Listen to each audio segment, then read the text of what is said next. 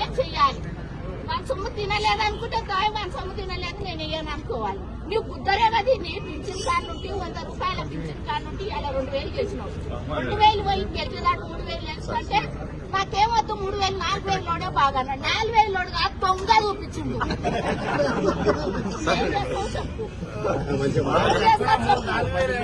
ముసలాళ్ళు తిన్నారు అమ్మా ఏ కంట్రీ మోసపోతారని సేలలో కూలి పోయి చెప్పిన ఇట్లా పడా 1 లక్ష రూపాయలు ఇచ్చిండు నీ సేల పార్టీ పోగొడుతుంది అన్నారు.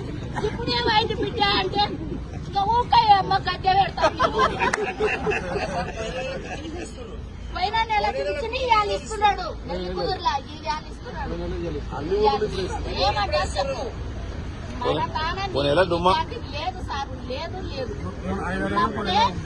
సార్ మంచోడు అంటారు తినకునే